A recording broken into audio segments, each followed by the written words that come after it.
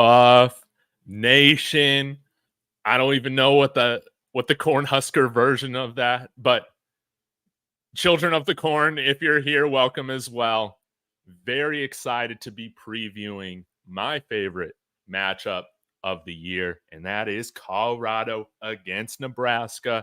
And we're going to have a great discussion today with my fellow friend and Broncos fan. That is what unites us, Cameron Parker. He is a diehard Nebraska Cornhuskers fan. And the purpose of this, similar to Connor, who had me on Corn Craze yesterday, is to go behind enemy lines a little bit. Understand, we're an improved team, but Nebraska, they've been putting in some work as well. And so I hope from this conversation, we're going to come away from it having more insight, understanding of what Nebraska's strengths and weaknesses are, and just a better understanding of really what is at stake, what we might see from the enemy on Saturday in terms of maybe schemes or guys that they're going to highlight and feature in the game. This is going to be an awesome discussion. So again, without further ado, going to bring on my friend Cameron Parker. Cameron, what's going on, man? Thanks again for your time. No, thank you. It should be a fun game. There's obviously going to be a lot of emotions and amped up, I should say, emotions on both sides. Yeah. I think we actually got word from the Nebraska side of things. They're bringing back the release of the red balloons. So every time Nebraska scores a point or something, they release the balloons. Which is something that I guess Trev Alberts did away with, and so, and then of course, they're going to honor the 1994 national championship team. Of course they are. Of course they are. Yeah. So emotions are gonna be riding high, I should say. Yeah, and I'm thrilled that this game, primetime NBC, I think it has potential to be a top five watch game this year in college football. I'm pretty sure our matchup last year had like top 10 numbers, no doubt. So this is going to be fantastic. But before we dive in a little bit, just want to say, guys, if you got any questions for Cameron about Nebraska, anything like that, or that you're wanting his opinion on, throw it in the comments. I'll highlight a few, and then we can get to those at the end. But let's go ahead and dive in. I mean, last time I had you on the channel, Cameron, you had just been to the Nebraska spring game. You saw some things. You said, hey, Dylan Railoa, definitely the most talented quarterback, but we might not see him week one. I think things are going exactly how you'd want them to go with the matchup against UTEP, having Railoa out there. What were your big takeaways, not only from Railoa, but from Nebraska as a whole against that matchup last week? There's a couple big elephant in the rooms, if you will, with Nebraska, and that is, the last handful of years with Nebraska, they've never really had a game where they won handily. And when you win handily, you've actually had the opportunity to see them roll players out, for 2, 3, 4 deep, at their positions. And so it was really nice to have a game like that where they can finally get a chance to see some of their players, play, and actually, get a chance to develop as a player, and so that's really been lacking. And I think that, every once in a while that's been a big problem here is, you've got a chance to not necessarily see an extra player take that development, and because of that. And so, and we all know that, it may have been UTEP, but those types of games are invaluable for a player, specifically, later on in the season or midway point in the season when you're in conference play, so like it's a big deal. And then obviously, there's the stuff with, Dylan Railoa, and I think we got a sense even the moment he, committed to Nebraska, just at least on the surface of it, that he was probably the leader in the clubhouse, but you really never wanted to fully admit that because you wanted to see it all play out and everything. You gotta earn it. Right. And, then you go and you get a chance and you do see it in the spring game, as you mentioned, and he looked every bit of the part. And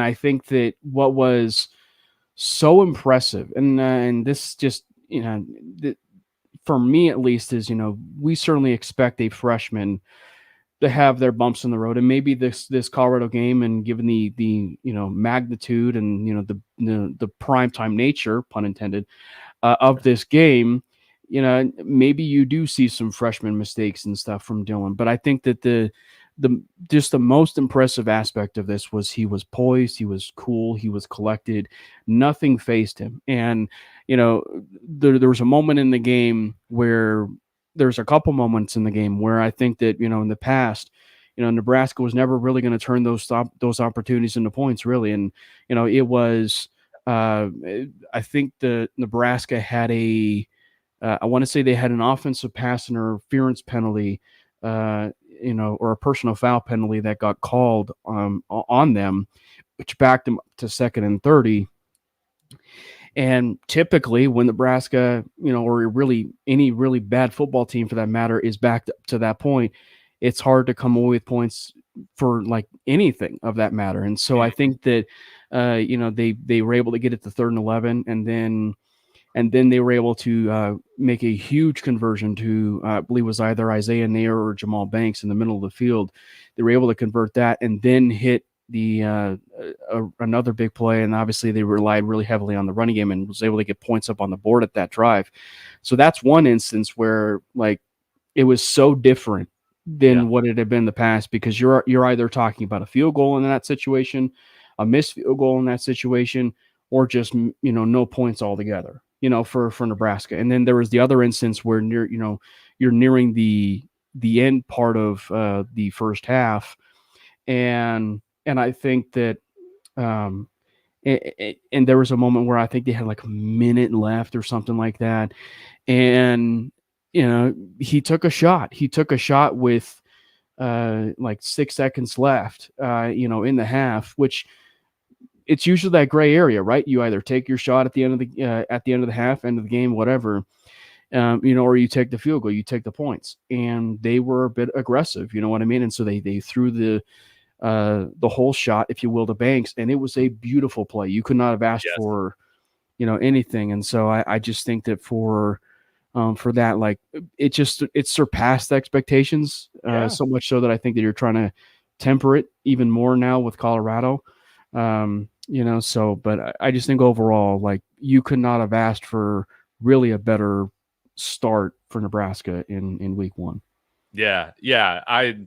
I totally agree, man. Like going up against UTEP, what you want to do is dominate to the point where you're able to put in 100 guys throughout the game. Starters are sitting by 3rd quarter, whatever. Again, he looked the part. And now Dylan Railoa, he's got a tougher challenge this week ahead. But before we dive into maybe how we feel like he might perform against Colorado, get into that matchup a little bit, want to say a couple things. First off, thank you, Lonnie, for the $2 super chat. Member of the channel. He says, go Big 12. That's right. If you guys got any questions for Cameron, put them in. We'll star him, get to him at the end. But thank you so much. But let's talk about, you talked about, I forgot his first name, but Banks, wide receivers. Colorado, us fans, we know how much better we are at certain position groups because, we look at it every day. We study these guys every day. But Nebraska's made some additions as well. And I think one of the things that I noticed from that UTEP game is that I think they got more playmaking speed on the offensive end. Why don't you tell us, man, how does this offense, aside from the quarterback position, which we know is a huge difference from last year, how does this offense look compared to last year's? Aside from the obvious, which is it seems like they have a quarterback now. The other part of it was, I think what also somewhat brought it down to a certain degree was they didn't have a dog. Like, and I do a Broncos podcast. They struggle with that too. They don't have necessarily a dog at wide receiver 1 either. Yeah. But they really didn't have that wide receiver one, that dominant wide receiver one that, let's be honest, that Colorado has with Travis Hunter. They Yep. really didn't have that, and they really haven't had that for quite some time. So then you ask the question of like, well, enter the mixture of Jamal Banks and Isaiah Nair, and I think it was more about I'm trying to kind of go through the timeline of like how it all happened, but I think Nair transferred first, and then Banks came in. Okay. But still, like the moment the first player came in, you're like, great, this is a guy from Texas. This is a guy, who was receiving praise from Yep. Steve Sarkisian, and he goes down with an injury. And and keep in mind, like those are guys, I think Isaiah Bond transferred this last year, but like you had guys like Adonai Mitchell, and another guy there, so he was in a crowded room to begin with his injury, Yes. and never was going to really make the field, unfortunately, there. But they really had high hopes for him, if he wasn't injured. So he transfers over to Nebraska and comes, basically back to a location where he made a hay when he was at Wyoming. Like he was a big threat. To use a comparison, he was almost like the Torrey Holton, if you will, of what Wyoming was, with what CSU's currently got with, with their room. So, I mean, he transfers over to Nebraska, becomes a dude, and then here comes Jamal Banks. And Jamal Banks is widely regarded as one of the most touted prospects in the transfer portal, and he's another 6'4", 6'5" wide receiver, but he's getting sought after by Michigan. He's getting sought after by maybe Ohio State, but these top flight programs, and he actually chose Nebraska over some of those programs. So that should maybe give you an idea of maybe what he was looking for in the program and everything. But they've been looking the part, and I just think that for everything that CU has in their wide receiver room, which is vastly improved since since Deion has been there. And I mean, and I think that's if we were to nitpick it a little bit, I think that's where CU certainly has the edge a little bit, and that's just more the depth of the wide receiver room, just from what we've seen in their play time and what they can offer. Because like, for as much praise, and this is coming again from a Nebraska fan, right? For as much praise as Travis Hunter and Jimmy Horn get, like there's a guy by the name of Will Shepherd who I think people will the transfer from Vanderbilt, who I think that a lot of people will remember his name by the end of the year. And obviously we know about the former Nebraska commit who kind of made a name for himself. Yeah. Amarian Miller, who really showed on the scene for at least a couple games there last year. So they have like they're four deep really, within that wide receiver room. So for as much talk, and we'll get into the preview, but for as much talk as it's that wide receiver room, being led by those two, there's a couple other guys that are big dudes, if you will, and in terms of responsibility for that offense. Let's transition to talking a little bit about your running back room, because that is something that I really noticed against UTEP, is that not only do you guys have some thumpers, man, as Nebraska normally does coming out of that backfield, like you guys got some dynamic athletes back there. Can you kind of break down maybe the top 3 or 4 running backs that we'll kind of see and what their skill sets are? Numbers will help too. Them. So we'll lead it off with the what are the youngins called now, the unk yes. of the room, the vet of the room, if you will, is Ramir Johnson. He's a 6 or 7 year senior. He's dealt with numerous injuries, but now he's a bit bigger this year, and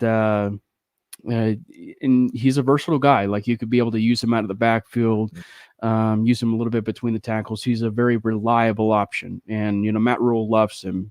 I think they said that he was that very close to receiving a single digit number, which is a new tradition that Rule has been starting since he got to Nebraska. So Ramir Johnson, Emmett Johnson I think might be one of the most talented backs of that room. So and that is number 21. So that's Yes. number 21. Ramir Johnson is 14. And then you have Gabe Ervin, who, if there's some Nebraska fans that are in the chat, Gabe Ervin should probably remind people a little bit about Dedrick Mills, maybe. A guy who's he was or maybe like Divine Ezigbo, right? But a bigger back, a reliable option, but also kind of sneaky athletic too, as a a downhill running back. And then you and he's my favorite number, if you will. He's 22. And then you have probably the sneakiest option of the bunch. And he actually had probably the best game against UTEP before the turnover that he had in the red zone, and that would be Dante Dowdle. Yes. And I think he wears number 23. He and Emmett Johnson, man, I think that between both of them, they are probably one of the more talented backs in that room. And clearly, from what we were able to see with Dowdell, like, he looked like the most fresh and the most ready, at least right out of the gate from the running back room.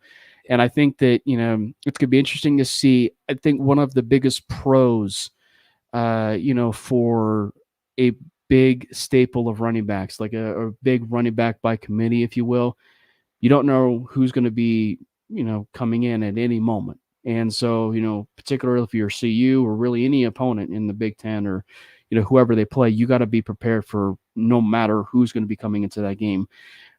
That's where I think it feeds a little bit with Dowdle, because one of the conversations that's been in fall camp and everything with Dowdle was no one wanted to tackle him. So if you were to picture basically what Gabe Ervin is, was a little bit of some more athletic frame, that's Dowdle. And I think that, here's also a player who transferred maybe to a lesser degree about Isaiah Nair, but here's a guy who transferred from Oregon, so I mean, a bit of a crowded room, led by Bucky Irving last year, a little bit of a crowded room, and, he transfers and, he has that opportunity to be running back one with Nebraska, and he's a sophomore.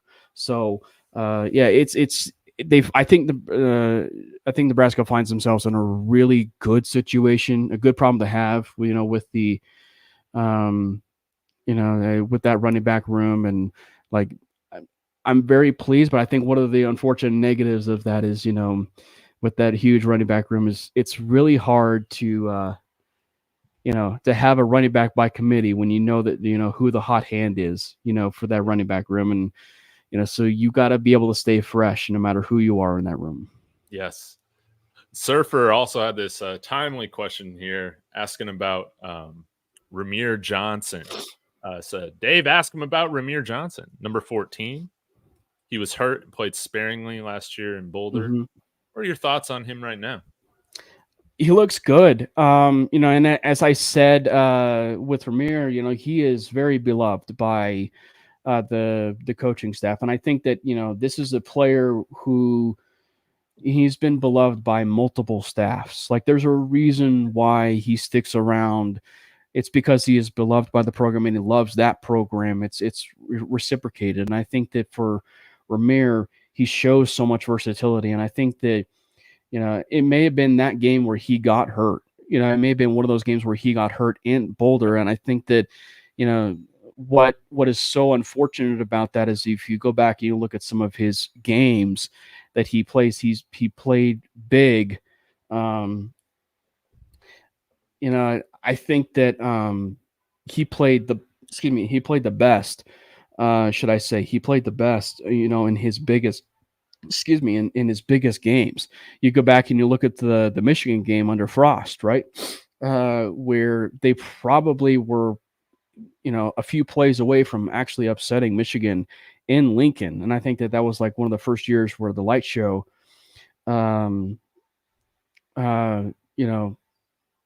Yeah, so I think that we got started, if you will, on Lincoln, but he's just a very versatile weapon. He's a very versatile weapon, and I think that he's one where specifically in the system that they want to run with Satterfield and especially Rule coming from that Big 12. I think he's going to find himself to be a little bit more of a valuable piece within that backfield. Yeah, because of how versatile he is. Yes, I see him as somebody who could be a matchup nightmare, particularly for our linebackers. And I see him, and I did see I misspoke. I saw someone in the comment that he got hurt at the Minnesota game before the CU game. That's okay. Yeah, it's all good. Devin Reams also saying he's here. He says we're enemies this week, Cam, but it's going to be all right. We'll be back on Sunday, all rooting for the Broncos. That's how it's going to work. But it's usually how it is, right? We have our Broncos. That's what matters. Yes, exactly. But I'm going to start some of these comments, guys, and get to them later. Thanks for the Back to 12 podcast checking in as well. But let's get into some of this preview stuff. And I got to ask you, man, about what do you expect Nebraska to do on defense? Because this is a really interesting problem because, of course, man, you got the massive individuals up front that just, they were chasing Shedeur around. It was hellish. I think we had like 8 sacks given up. Like, it was insane, but was able to run around enough, and make some big time plays down the field. Still throwing for I think around 400 yards and, however many TDs. I'm curious if you think that will be the strategy again, or do you see Nebraska taking a little bit more of an aggressive approach to stopping the pass or trying to get the ball out of his hand quicker? Because to me, it really seems like it was the downfield stuff that was, really hard for you guys last year. But if you're calling this defense, man, what do you think they're doing? Well, so that's what's interesting is, and we'll dive a little bit, obviously, within the offensive side of the ball about how it put maybe a little bit too much pressure on the defense, which ended up, being the backbreaker for almost the entire game, with some turnovers and a certain quarterback and that kind of thing. But I think that, and I will say this. I think that they really didn't deviate much overall with their game plan last year. And I will say it was rather successful last year, even when they were able to play, man up, on the wide receivers for the Buffaloes, because, they were able to get so much pressure within that defensive line. And I think that I don't anticipate that to change. I think that, where it does get interesting, and I know I was chiming in the chat, was it yesterday when I mentioned about the 3-3-5 being a bit complicated. I think one of the reasons why it is so complicated is specifically one position, because it's it's that extra safety / rover position, which is basically like, you don't know if he's a safety, you don't know if he's a linebacker, and because of that, you don't know if he's going to be rushing the passer, you don't know if he's going to be in coverage. And so I think that that's truly what's going to end up being such a valuable piece, within, that defense there. And I think that that's where a guy like maybe an Isaac Gifford, is going to be such a valuable weapon within, this CU game, because you don't know what he's going to do. And he's such a high and intellectual player that, you don't know what zone he's, you don't know what zone he's going to be, coming from. And I think that,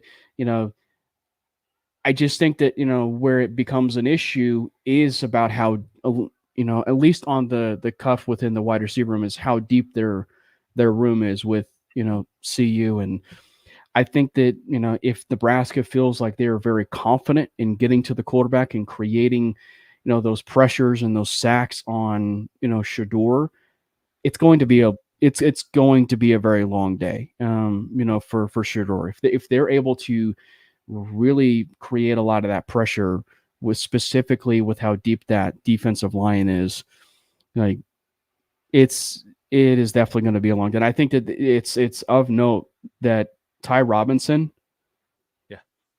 missed the first half of that game. So he did? missed the first half of that game against the Buffaloes. I think it was because he was like for targeting or something, but yeah, he missed Okay. but he missed the first half, and it was and so Interesting. you. But it's also goes to show you about how deep that defensive line was, knowing the fact that you have Nash Hutmaker, Ty Robinson, Cameron Lenhart, Jamari Butler, Prince Willoughby, James Williams, Is Elijah Judy like any good? Like, he's a lot. okay. You talk to former Bronco defensive line coach Terrence Knighton, and he's all about Okay. Elijah Judy, and so you have Elijah Judy in there who's been getting some run. Okay. Yeah, so they're very deep within that position. So I would venture to guess that none of it's going to change.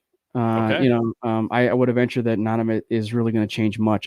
They may do some disguising just because Shedeur is so smart, right? Shedeur is so smart. He's such a smart intellectual quarterback that like he's a surgeon. I mean, like, he is a surgeon at the quarterback position. He will literally piece you apart.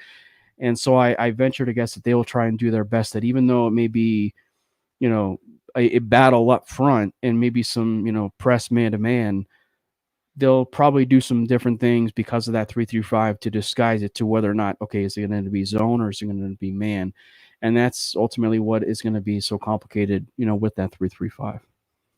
Man, wonderfully said. Thank you for breaking that down. It's going to be I'm very much looking forward to this because, yeah, these teams, they're built totally different ways. They emphasize totally different things on both offense and defense.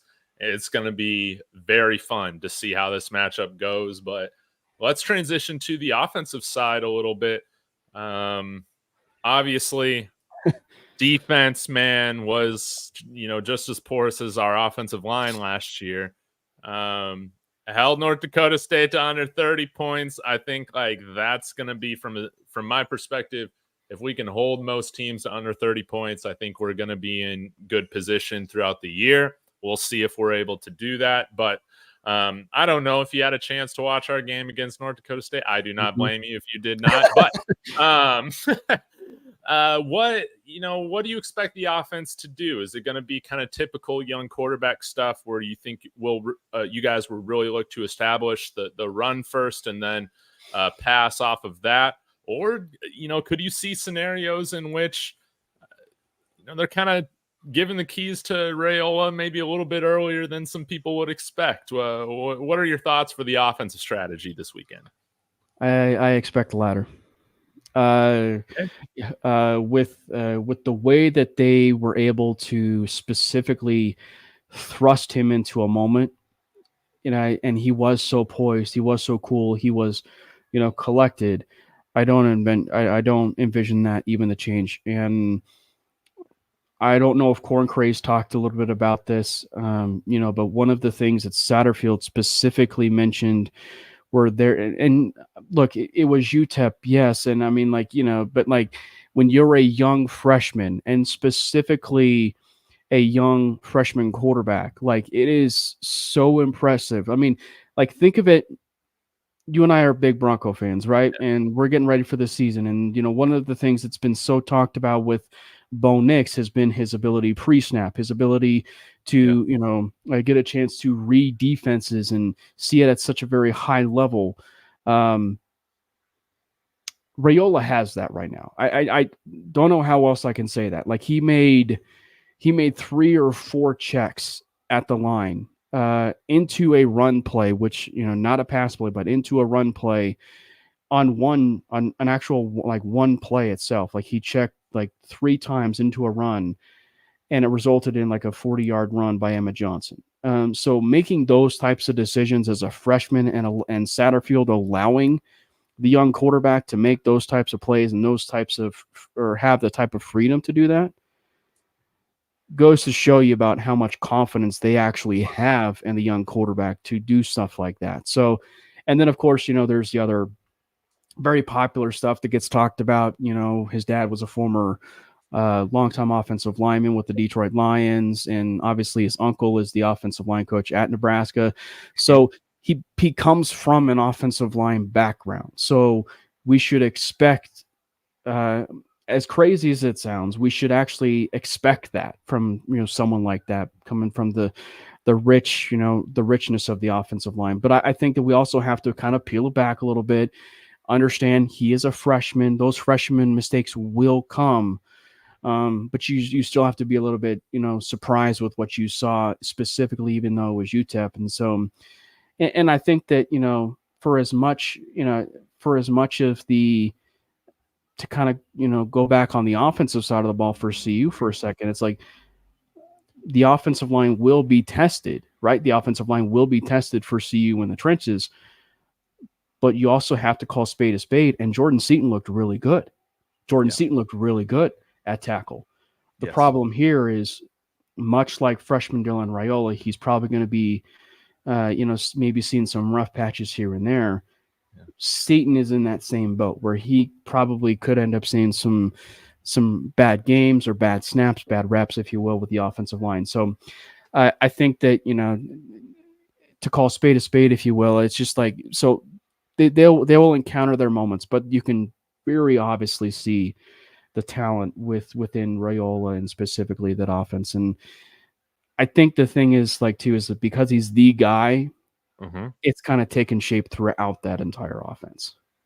Wow, man, that is very, very insightful for you to break down, Cameron. Hearing how he's already checking plays at the line as a true freshman, that's impressive stuff. Like, Russ was giving me some flack yesterday because, yeah, man, I do think Railoa is the real deal, man. So I'm very happy that we're catching him early, and I think it's going to be a great matchup. I think that if maybe we break this down a little bit, maybe we just get into our prediction, and then for the last few minutes here, we'll take some questions. But personally, I feel like I can live with, okay, if Dylan Railoa is like the second coming of Caleb Williams, and he has maybe some minus sort like the painted nails and stuff like that. Yeah, exactly. But in terms of coming out in their first big game, in Caleb Williams' case, it was in the middle of the Red River rivalry, but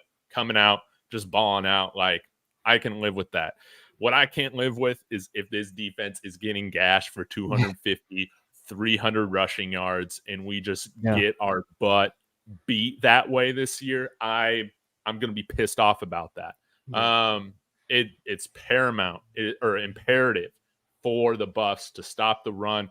I like our chances better in this game if the Cornhuskers have to rely on Railoa more, and we kind of turn this thing into a little bit of a shootout. I think that would be a lot of fun. But my prediction already. I got the Buffs winning a very close game, 31-28 in typical classic fashion. I think Joel Klatt's got the Buffs winning 34-31. So we got that 3-point prediction right now. Cameron, you got to tell me, man, how do you see this game finishing out on Saturday night?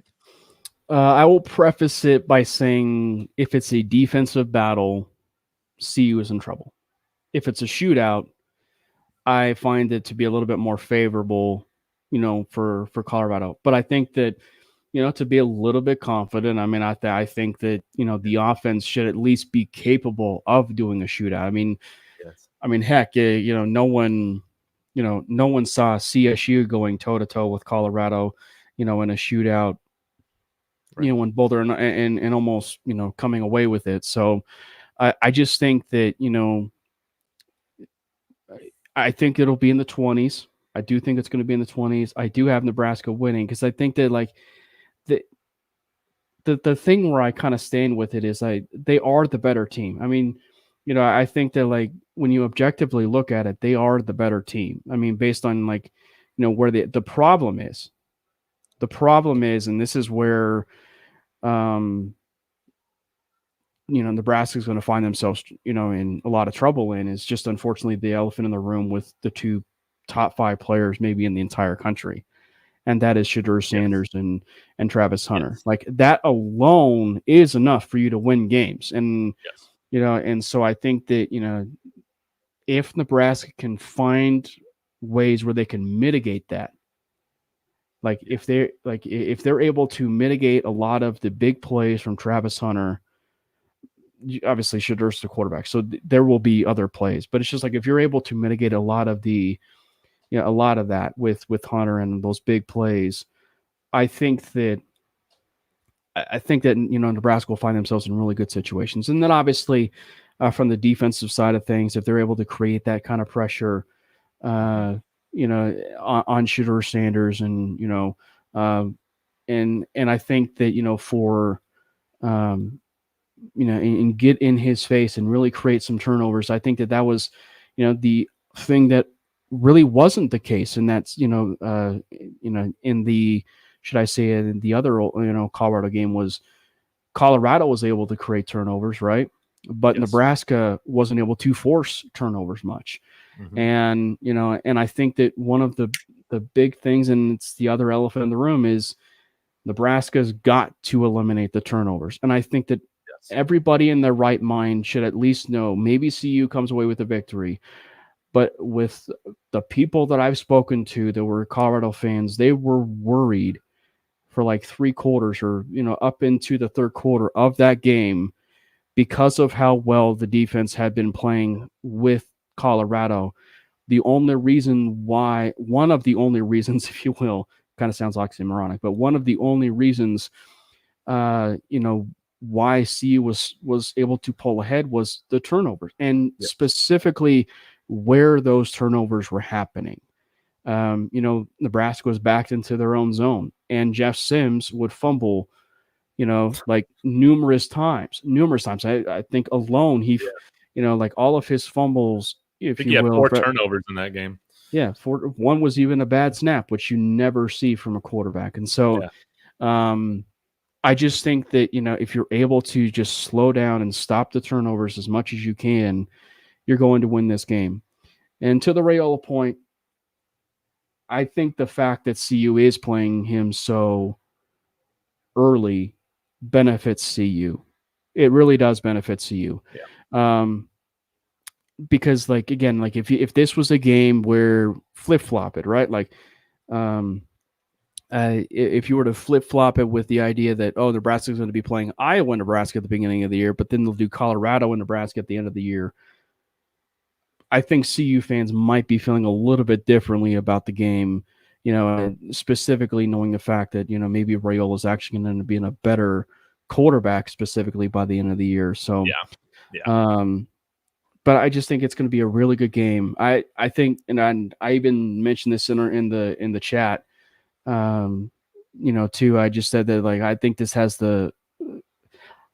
I will actually make a bold statement. This will be a better game than Texas and Michigan this weekend. Oh man, I love it, and I agree with you, man. I agree with you on that. I can totally buy that. I think, man, Michigan, it's a transition year for them, man. Let's be honest about that. They might win. They might win, but I'm with you. I just think that Texas, is the better team, and they play in bigger environments, or maybe the same environments as Michigan. And as you said, Michigan's in a transition, and for Colorado and Nebraska, we're talking about a game that is a pivotal game for both teams. Yes. Pivotal. Yes. I like how Klatt said it, because he said it's a pivotal game that launches the trajectory of the season, for either team, and for both teams. And I think that I'm just really hopeful that Nebraska comes away with a win, and but I just think that and on the flip side of this, another one of the reasons why CU has to come away with a win is they've also got to be able to establish the run, which is goes to the point. Well, if the defensive line is not playing up to snuff, it's because the running game has been so well. So, but anyway, I think it's gonna be a great game. I think it's gonna be 24-21. Nebraska. I do think they come away with it. Nebraska's such a Big Ten team, and they objectively they are the better team. It's just there's gonna be so many emotions riding high for all across the board. And yeah. Well, wonderfully said, Cameron. Super appreciative of your time in breaking this thing down for us. We can kind of understand what are going through the minds of Nebraska Cornhusker fans anticipating this matchup or leading up to this matchup on Saturday night. And I hope that this is a big enough success of a game that, man, I just think it's ridiculous that we don't have each other on the schedule till 2031. Hopefully, with our transition to the Big 12 and a lot of our non-conference stuff getting jumbled up, screwed up because of that, hopefully we can have some more home and homes before then.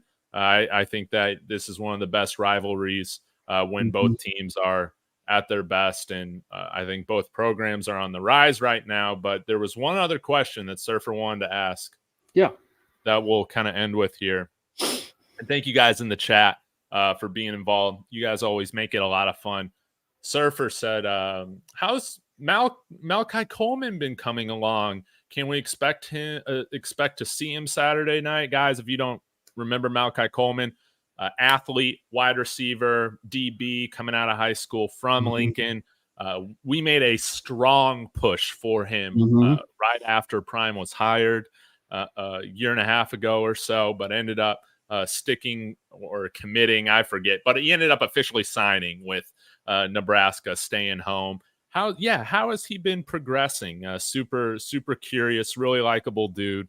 Love his story. Great story. Well, for one, he struck fear in the heart for me with the moment he decommitted, should I say? Like, he decommitted, and then and what is it? And then he was debating going to take a visit to Michigan, or no, Okay. he scheduled a visit to Michigan. Did he? And then he canceled his visit because he wanted to go take a visit to Colorado, and that just took me by surprise. To where I was like, please, could you lock him up in the building? Do not let him leave.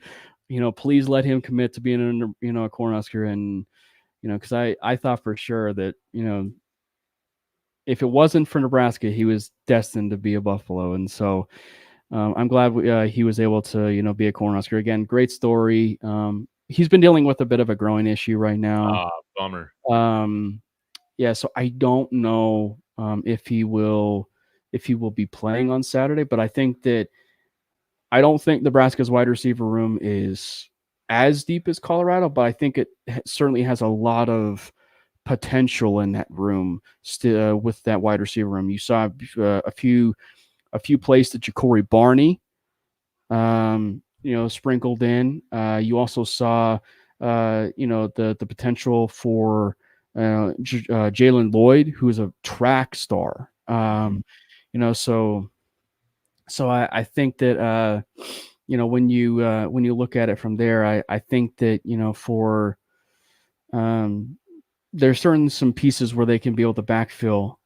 I think that for some of those other options, I think that maybe we see some Carter Nelson maybe on Sunday or on Saturday. I mean, Saturday on prime time. They've been sprinkling him in early and actually not at tight end. I think it's actually at slot receiver.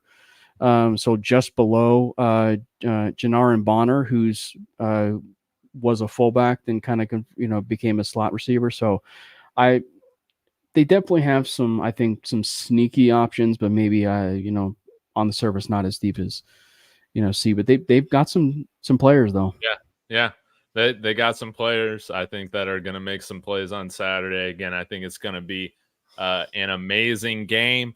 But Cameron, thank you again so much for your time. I'll make sure, that we wrap up so you can get some dinner and all that before. I mean, I'm assuming most of us we're all cheering for the Ravens tonight, right? Or is there a big Chiefs contingency in the corn country? Is that what you say, man? I don't even know, but go Ravens, man. Yeah. What did I say? Go Ravens. All my homies love the Ravens. Go Ravens, basically. So yeah, I'm very much rooting for the Ravens, and I'm sure that Bronco fans, of course, will be rooting for the Ravens. Obviously, yeah, it should be fun. I'm glad it's here. Let me give a shout out to Paul Simmons as well, our faithful LSU fan that's always checking in. He's been a big help and encouragement for me. He said, Dave, I wish you were an LSU fan and working your magic for the Tigers. I'm sorry. Maybe you need to change your allegiances and your family. Who you call your family. That was my, Brian Kelly impersonation. Probably wasn't that great. But anyways, Cameron, remind us before you go where we can find you on Twitter and your shows you do. Tuesdays, Wednesdays, correct? Let the people know where they can find you, listen to you. Well, I chose the sane route, ladies and gentlemen, for doing a podcast and stuff like that. So you guys can follow the work that I do with the Broncos. I talk some Bronco stuff, with mainly Broncos, and I do a show called 5280 Podcast. The 5280 is on Tuesdays at 6 p.m. Mountain Time. And mainly Broncos is on Wednesdays at 7:30. But obviously, there's a bit of a schedule change and a bit of a program note for this week because I'm sure you guys who have been following me, there was no mainly Broncos on Wednesday at 7:30, and that's because we're doing a show tomorrow. We're doing a show tomorrow at 5:00 Mountain Time. So make sure you guys tune into that. Obviously, the Broncos are got a pivotal game themselves, with week one, maybe a season one for them, a season starter for them. So it's going to be a fun conversation to have, of course, tomorrow on mainly Broncos. And by the way, because it's so clever in terms of the name. So if there's new people who've never really heard of the mainly Broncos before and you search it, it's on MHRT Network, but it is not MAINLY. It is MANELY. Broncos, podcast. So make sure you, So I'm definitely excited about it. And by the way, just in general for the season, for Nebraska, you might want to keep tabs on that tight end room. I think it might be the sneakiest position of the entire Nebraska roster. Oh no. Yeah. Okay. Well, man, hopefully we can keep tabs on it in future games and they're not thrashing us for touchdowns on Saturday, but enough with the speculation. We're going to find out here real soon. Cameron Parker, always appreciative of your time. Cannot wait to collaborate on some Broncos stuff later this year. Guys in the chat, thank you for being involved. You guys are what makes this fun. If you could just do us a favor, smash that like and subscribe on the way out. Hit up MHRT Network in the description of my video if you want to follow Cameron. Be supporting his Bronco stuff over there. Y'all have a wonderful Thursday evening. And as always, y'all, Sco Buffs.